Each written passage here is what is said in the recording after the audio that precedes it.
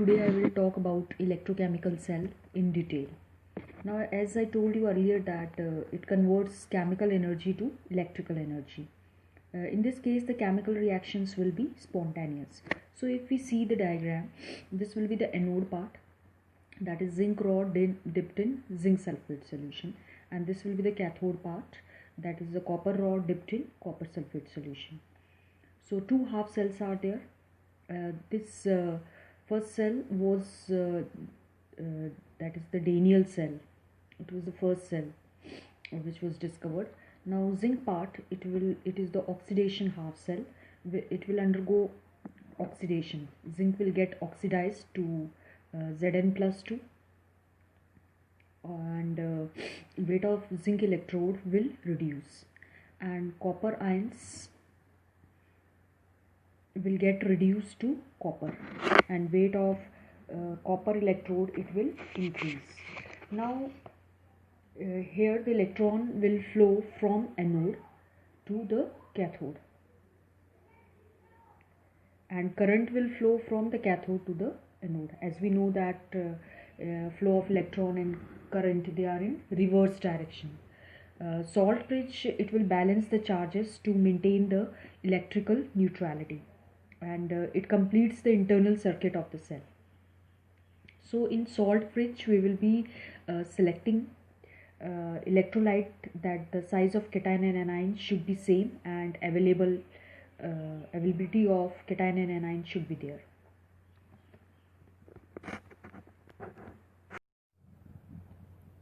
Let us talk about the functioning of cell when external potential is applied. So in general, you know, E cell is given by E cathode minus E anode, and that is equal to 1.1 volts.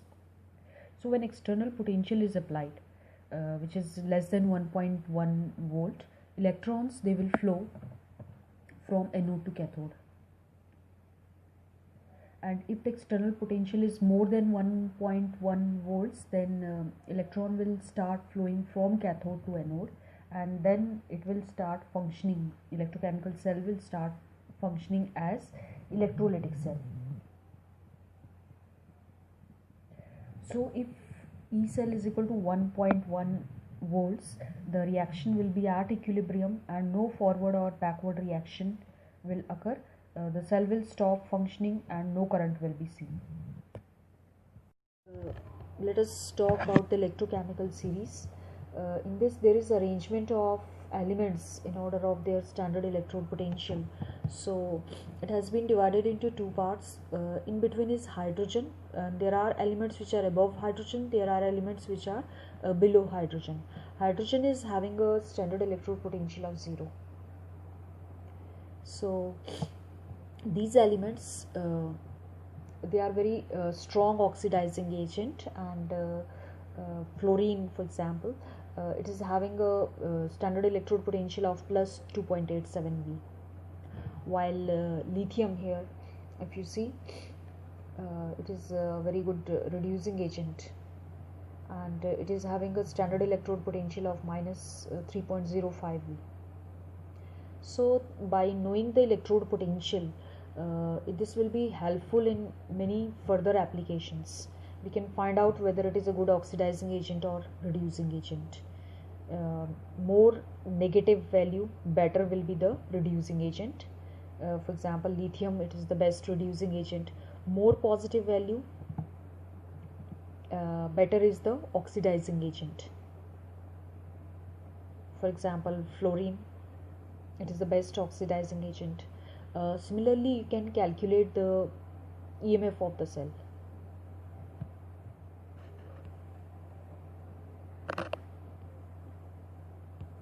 Now actually, if you see E cell, it is E reduction plus oxidation, but oxidation in terms of reduction, it will be E oxidation will be minus of reduction. Now oxidation is taking place at anode and reduction is taking place at cathode. So E cell will be E cathode, and since negative you have to take, you are converting oxidation also in terms of reduction, so you will be writing E minus anode. This is the formula for calculating the cell potential, that is the electromotive force of a cell. It is obtained by combining the half cell potentials. So E cell will be equal to E cathode minus E anode. This is where E cathode and E anode, they are the electrode potentials for the 2 half cell which is constituting the cell. So let us discuss its application. It tells you about the oxidizing and reducing nature of elements. More the negative value, better will be the reducing agent, as I show you in the electrochemical series. So lithium is the best reducing agent, and more the positive value, better is the oxidizing agent. So fluorine will be the best oxidizing agent. It helps in calculation of EMF of cell. As you know that standard EMF E cell that is given by E cathode minus E anode.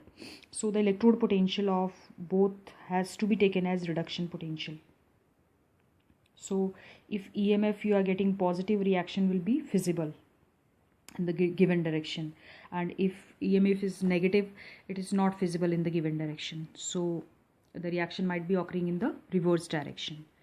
So in this way electrochemical series it will tell you the nature of the reaction.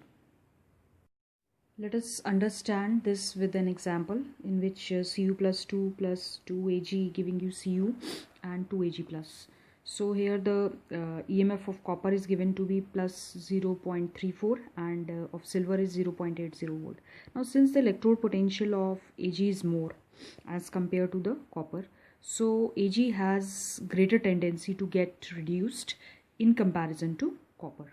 So this will be the reaction, Ag plus taking electrons giving you Ag. So copper will be radially oxidized. Through electrochemical series you can find out whether the reaction is feasible or not. In general, the redox reaction is feasible only if the species is having high reduction potential. So this will be the reaction for the copper. So above reaction is not feasible. So E cell will be E cathode minus E anode. So that is minus 0.46. So the reaction will not be feasible. So through electrochemical series we can predict the metals can liberate hydrogen from acid or not. For example, metals like copper and silver, they have plus E value.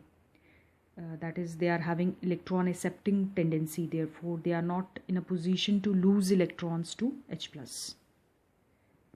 So if standard electrode potential of an electrode is greater than 0 or it is positive, then the reduced form will be more stable as compared to hydrogen, and if it is negative, then the hydrogen gas will be more stable than the reduced form of species.